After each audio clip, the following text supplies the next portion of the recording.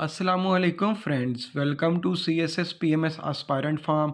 आज हम ऐसे के जिस टॉपिक पर डिटेल से बात करेंगे वो है how is terrorism and it's perception shape by mass media, कि किस तरह मैस मीडिया टेररिज्म को प्रमोट करता है और उसके परसेप्शन को बिल्ड करता है। आउटलाइन में सबसे पहले हम इंट्रोडक्शन पर बात करेंगे।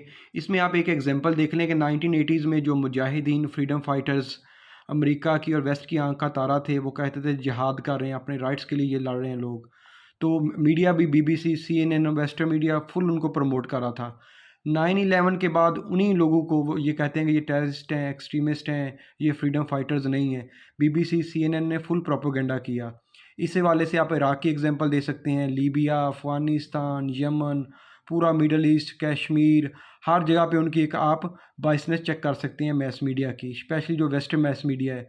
रिलेटेड एक्जेनोफोबिया, इस्लामोफोबिया, किस तरह वो वेस्टर्न मीडिया प्रोपोगंडा करता है अपने इलिजिटमेट जो स्टेप्स हैं जो वेस्ट के, उनको लीगलाइज करने के लिए। देन हम मेन टॉपिक पे डायरेक्टली आते हैं कि हाउ इज़ टेररिज्म एंड इस perception shape by mass media, कि किस तरह शेप करता है, कौन कौन से स्टेप्स मैस मीडिया लेता है तो टेररिज्म उसका परसेप्शन बिल्ड होता है। फर्स्ट नंबर पे है सपोर्टिंग वेस्टर्न प्रोपोगंडा। जो मीडिया है, जो मैस मीडिया, ये वेस्टर्न प्रोपोगंडा को सपोर्ट करता है।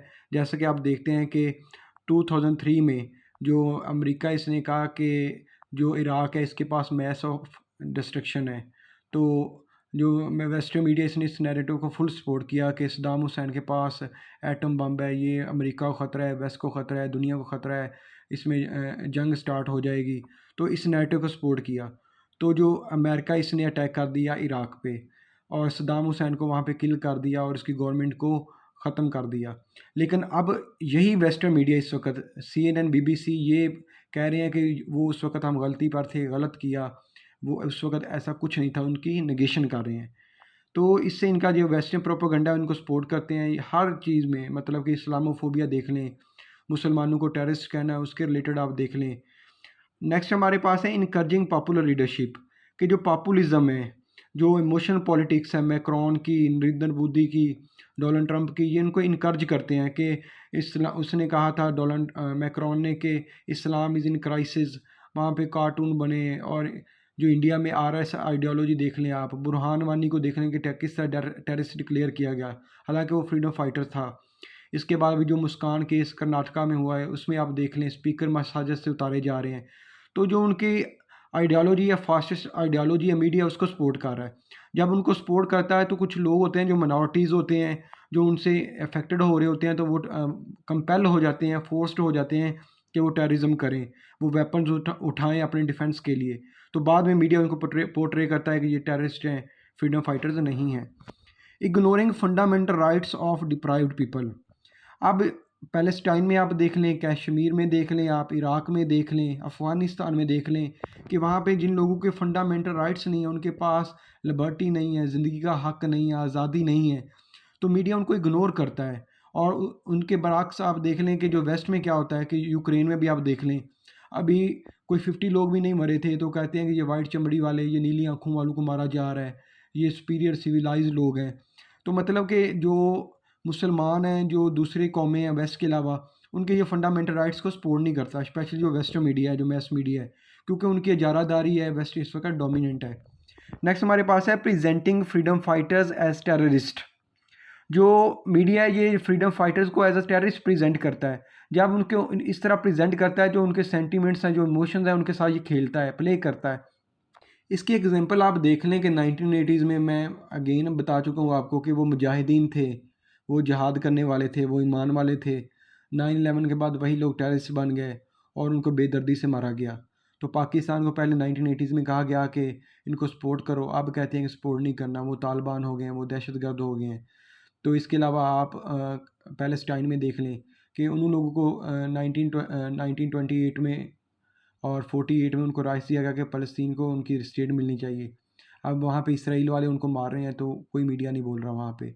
तो वो कंपेल हो जाते हैं, वो वेपन उठाएँ। जब वो अपने डिफेंस के लिए वेपन उठाते हैं गाज़ा वेस्टर्न बैंक में, तो कहते हैं कि ये टेररिस्ट हैं। तो ऐसा नहीं होता, वेस्टर्न मीडिया फुल सपोर्ट करता है उनके प्रोपेगेंडा को, उनको लेजिटिमाइज़ करता है उनकी एक्टिविटीज़ को। तो इससे लोगों में जो अपने डिफेंस के लिए वो फिर वेपन उठा लेते हैं, फिर कहते हैं ये टेररिस्ट हैं। एडवोकेटिंग एक्सोनोफोबिया, वो कास्ट को प्रिजुडिस बेस पे नस्ल रंग बेस पे जो मीडिया उसको सपोर्ट करता है कि ये वाइट लोग हैं, ये सुप्रीम लोग हैं। और अभी आप देख लें कि क्राइस्ट चर्च अटैक है, ये इंडिया में क्या हो रहा है ईसाइयों के साथ, मुसलमानों के साथ। उसके बाद वेस्ट में भी जगह जगह पे अब मुसलमानों पे अटैक हो रहे हैं। तो किसी हद तक इसमें मीडिया भी मुलव्वस है, क्योंकि ये वेस्टर्न वैल्यूज़ को इम्पोज करना चाहता है, सपोर्ट करता है। तो इससे मुस्लिम्स पे जो वेस्ट होता है वो क्रूसेड्स वगैरह कहते हैं कि हमने इंतकाम लेना है, रिवेंज लेना है ओटोमन अम्पायर से। ये अरब और तुर्क के अगेंस्ट जो नफरत थी अब मुसलमानों पे निकाली जा रही है। देन है इम्पोजिशन ऑफ वेस्टर्न कल्चर। जो वेस्टर्न मैस मीडिया है उसकी आप चेक करेंगे वो किस तरह प्रमोट करता है। कहता है कि जो वेस्टर्न कल्चर डोमिनेंट है, ये फाइनल है, ये एंड है, ये सब कुछ है। इसके अलावा जितनी भी सिविलाइजेशंस हैं, जो कस्टम्स हैं, ट्रेडिशंस हैं, वो सब इन्फीरियर हैं और वेस्टर्न सुपीरियर है। इसी वजह से क्लैश हो रहा है। आप अफ़गानिस्तान में देख लें, वो अपनी मर्ज़ी की चीज़ें यहाँ पे इम्पोज करना चाह रहे हैं कि वुमेंस को राइट्स मिले कि वो शॉर्ट कपड़े पहने, जैसा भी करने जाती हैं। अपनी जो हया वाला है, जो इस्लाम चीज़ें कहते हैं कि वो छोड़ें, इनको चार दीवारी से मतलब कि निकाब वगैरह कुछ नहीं है ऐसा। तो भाई ये वेस्टर्न वैल्यूज़ हैं और इस्लाम के एक अपना सिस्टम है जो एक कंप्लीट कोड है। तो ये तो नहीं हो सकता कि जो वेस्ट में चीज़ सही मानी जाती है वो बाकी पूरी दुनिया भी उसको एक्सेप्ट कर ले। हर जगह पे उनकी अपनी ट्रेडिशन है, कल्चर है, रिलीजन है। तो वेस्टर्न अपने जो चीज़ें उनको इम्पोज़ करना चाहता है और ऐसा नहीं होता। इससे क्या होता है कि उनके अगेंस्ट नफ़रत पैदा होती है। जब नफ़रत पैदा होती है तो वहाँ पे लोग मतलब कि वेपन उठा लेते हैं या किसी न किसी तरीके से अपने आप को डिफेंड करते हैं, अपने कल्चर को, रिलीजन को। तो फिर वेस्ट कहता है कि ये मतलब कि वो फियर वहाँ पे जनरेट हो रहा है, इस्लामोफोबिया टाइप चीज़। तो वहाँ पे फिर मतलब कि जंग वगैरह शुरू हो जाती है, सिविल वार हो जाती है, लोग कत्ल कताल पे आ जाते हैं। तो किसी तरीके से वो जिहाद भी कहने लग जाते हैं उसको। तो इसी तरह से जो टेररिज्म है इसके परसेप्शन को मीडिया बिल्ड करना शुरू कर देता है। नेक्स्ट हमारे पास है कि legitimising terrorist activities of the west. कि जो वेस्ट जो भी करे वो ठीक है, जो वेस्ट ने कर दिया मीडिया उसको सपोर्ट करता है। दूसरी तरफ मुसलमान कंट्री में कुछ भी होता है, मिडल ईस्ट में, पाकिस्तान में, तो कहते हैं ओए होए यहाँ पे ह्यूमन राइट्स की वायलेशन होगी, औरतों को राइट्स नहीं दिए जा रहे, यहाँ पे ये हो रहा है। वहाँ पे मतलब कि ना मूवमेंट्स चलाई जाती हैं, जैसे अरब में जो चली थी 2011 में। तो इसके बाद इराक, लीबिया और मिस्र में मुर्सी के साथ क्या हुआ, सद्दाम हुसैन, मुअम्मर कज़ाफ़ी के साथ क्या हुआ, अब रिसेंटली पाकिस्तान में रिजीम चेंज जो हुआ है।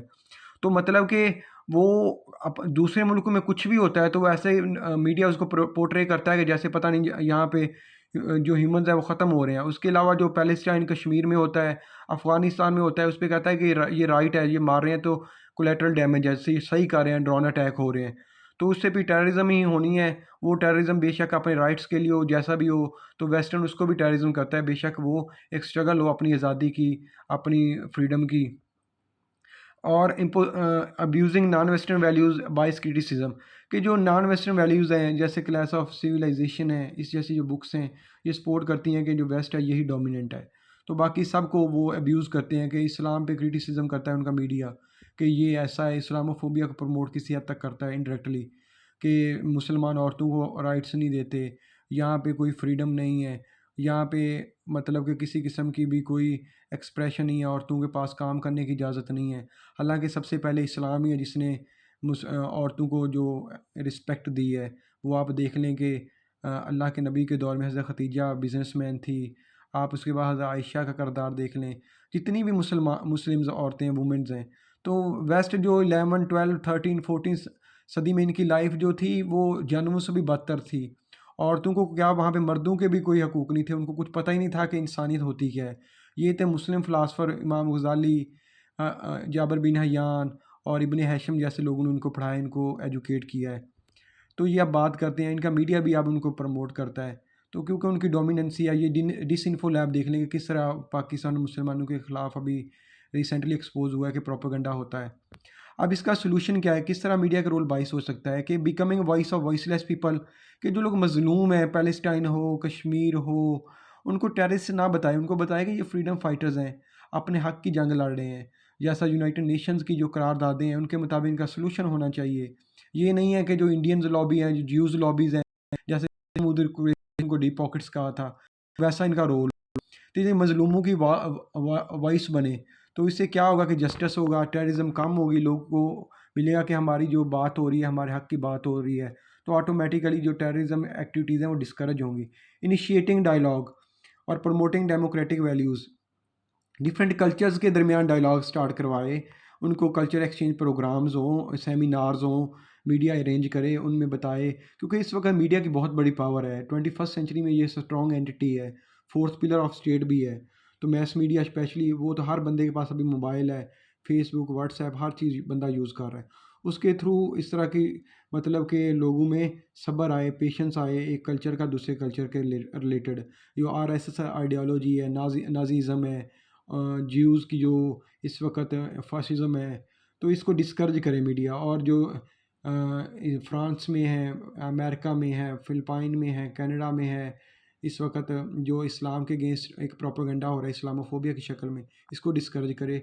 Discouraging populism and it's and white supremacy, कि जो पॉपुलिज्म है, कि इमोशनल पॉलिटिक्स है, कि अपना वोट बैंक के लिए जो वेस्टर्न लीडरशिप अभी इस्लाम को यूज़ कर रही है, इसको डिस्करेज करे। कि जैसा कि अभी रिसेंटली मैक्रोन इस्लाम को यूज़ कर रहा था अपने वोट बैंक के लिए, कि जी फ्रीडम ऑफ एक्सप्रेशन ये है, फ़लाँ है। इस तरह डिफरेंट कंट्रीज़ पे वेल पे पाबंदी लग रही है, सैंक्शंस लग रही हैं, कि अपने वोट बैंक गेन करने के लिए, पॉपुलैरिटी के लिए, पॉपुलिज्म के लिए। इंडिया में आप देख लें, मोदी का तो नैरेटिव यही होता है कि इस्लाम को एज अ टेररिस्ट प्रमोट करना है, तो इसको डिस्करेज करना चाहिए। पीस एंड टॉलरेंस को प्रमोट करे, कि ये नहीं है कि वहाँ पे दिखाए कि मतलब कि मुसलमान ही टेररिस्ट हैं। भाई किसी भी मज़हब का किसी दहशतगर्दी के साथ कोई लिंक नहीं है, और इस्लाम तो है ही दीन अमन। तो इस मीडिया को सही इसको पोर्ट्रे करना चाहिए। उनकी अपनी बुक्स ये कह रही हैं कि जो पैगम्बर अमन है, अल्लाह के नबी, वो दुनिया का फर्स्ट मतलब कि नंबर पे रखा है माइकल हार्ट ने, कि जिसने पीस को प्रमोट किया और मोरल वैल्यूज़ को, इंसानी ज़िंदगी की कदरें जिसकी सबसे ज़्यादा है। तो मीडिया को सही रुख दिखाना चाहिए। थैंक यू फ्रेंड्स, अल्लाह हाफिज़।